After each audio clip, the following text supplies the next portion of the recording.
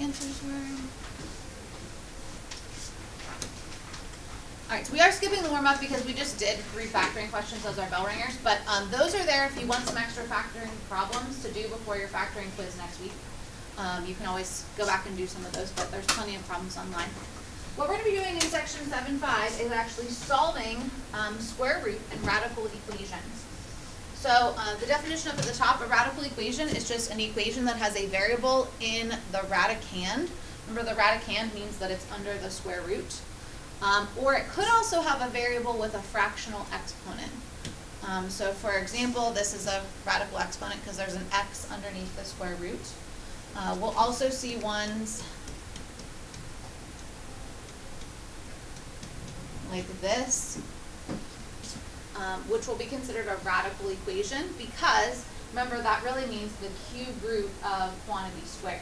So if we were to rewrite this, this is really the cube root of x plus 1 squared equals 8.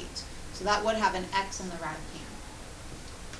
Okay, so on the front we're going to look at ones that have radical symbols. On the back we'll look at the ones that have the rational exponents. Steps to solve are, first and foremost, we do want to make sure that we isolate the radical on one side of the equal sign. So this whole thing is considered the radical. I want to isolate that and get it by itself. So what would I need to do to both sides to get that by itself? Max? Plus 6. Add 6 to both sides. If you don't do this, there's a 0% chance that you're going to get the question correct. So step 1 is always isolate. Just like when we did absolute value equations, we always isolated the absolute value bars, remember? This, we're isolating the radical. Then step 2 says to raise both sides to the appropriate power. Appropriate means if it's a cube root, we're going to cube both sides. If it's a square root, we're going to square both sides. If it were a 5th root, we would raise both sides to the 5th power to undo the root. So at this point, this is a square root, so we're going to square both sides. The square and the square root undo one another, so those cancel each other out, leaving me just with the radicand, which is our 5x plus 1. 6 squared is 36. And then we just solve an algebra 1 equation. Subtract 1, divide by 5.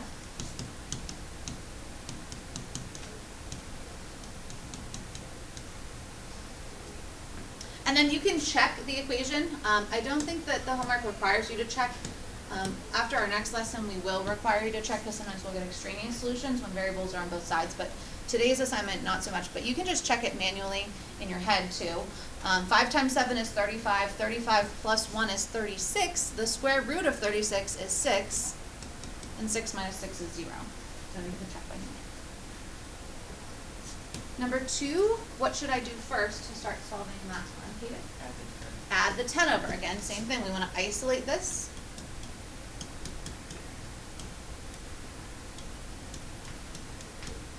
Negative 5 plus 10 is a positive 5. What would I do after that? Todd?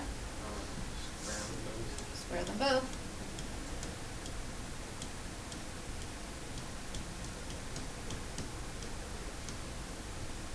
Five squared is 25, and then subtract and divide.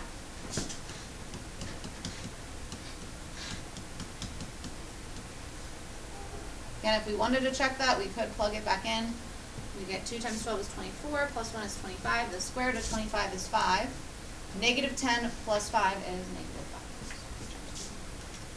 5. All right, below we have a word problem giving us the power P in watts of a circular solar cell produces, along with the radius of the cell in centimeters, is related by this square root equation.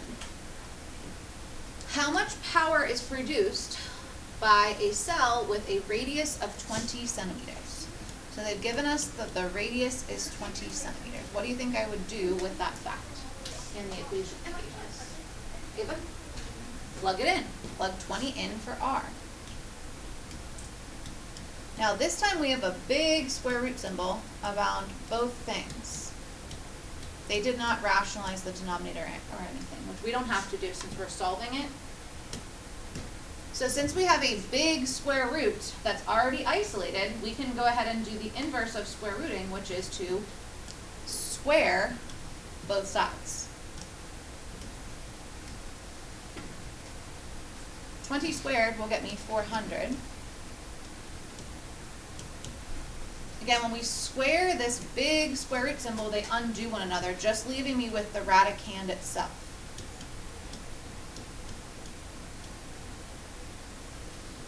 Now I need to solve this for p. What would I do to solve for p? Margaret? Multiply by 0.02 pi. Good. Right now I see division of 0.02 pi, so we're going to multiply by 0.02 pi on both sides.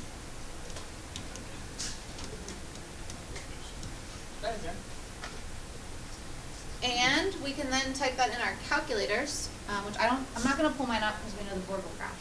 So if somebody could do it for me, I think this is the only one we need the calculator for. Margaret? 25.132. Sure. E equals, it doesn't say what to round to, I don't think. Nope. So 25.132 watts. You could do 25.1, 25, whatever, since they didn't tell you. Unit was watts, and that was given to me right up here in my question. So pretty simple. Make sure you isolate your radicals first. In this case, it was already isolated. Now on the back, they will get just a smidge harder because we're going to have these rational exponents. So it's not just going to be a square root or a cube root. It might be the cube root of something squared or the fourth root of something cubed. The process isn't that much harder, but I will warn you that sometimes we will get two answers to these problems.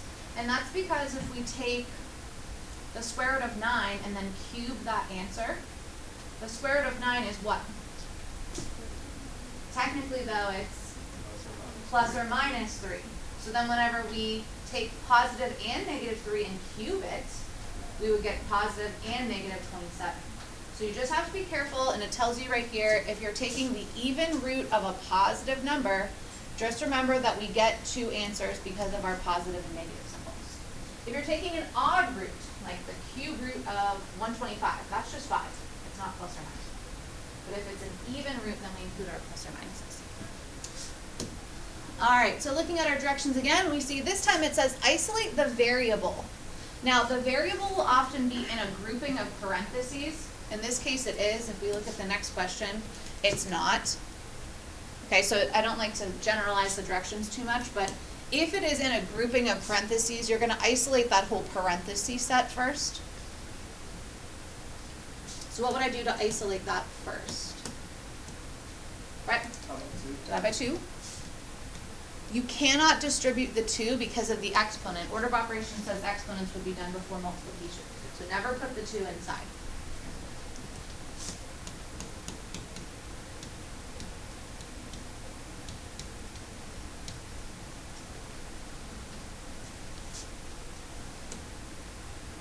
All right, and then step 2 is to raise both sides of the equations to the reciprocal power. That will undo the power that we have right now. So right now it's a 3/2 power. So I'm going to raise this side to the 2/3 power, which is the reciprocal. Remember, what you do to one side, you do to the other. Now, you can type this in your calculator. However, I highly recommend you do it by hand because your calculator doesn't tell you the positive and negative symbols when it should. And therefore, you may be short an answer at the end of the problem, depending. So, these will cancel out, of course, because we would get 6/6, which is just 1. So this would just be x plus 3. But I suggest that you do this by hand,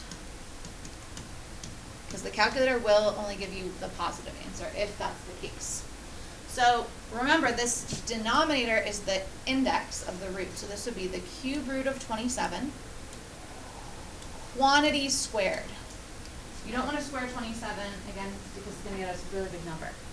But you could, technically. So since this is an odd root, the cube root of 27 is just 3. It is not positive and negative 3, it's just 3. So then whenever we square just 3, we get 9. So this problem should only have one answer. Last up, subtract by 3 on both sides. Let me get 6. We can check this one if we wanted to.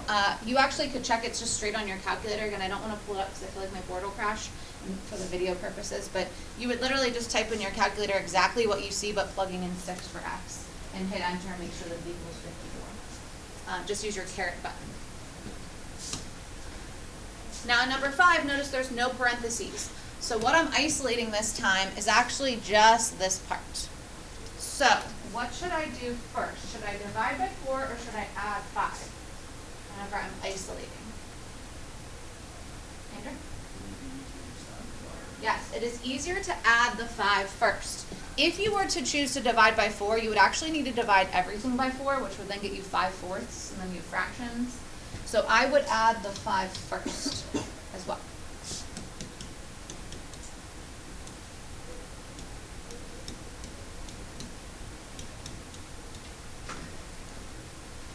Then divide by 4. Make sure you don't raise anything to the reciprocal power until x, or like the parentheses that x is in, is by itself.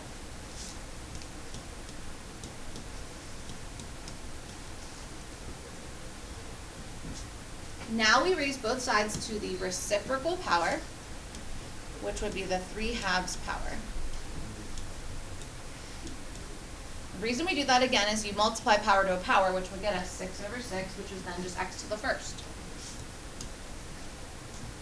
Now over here, let's do this by hand. This is the square root of 4 quantity cubed. So the square root of 4 is technically positive and -2, because this is an even root. Even roots get the positive and negative symbol. When I cube +2, I get 8. When I cube -2, I get -8. So technically, I'm getting 2 answers for this one. You can either write it like that, or you're welcome to actually separate them into 2 separate answers, whichever one you feel most comfortable with.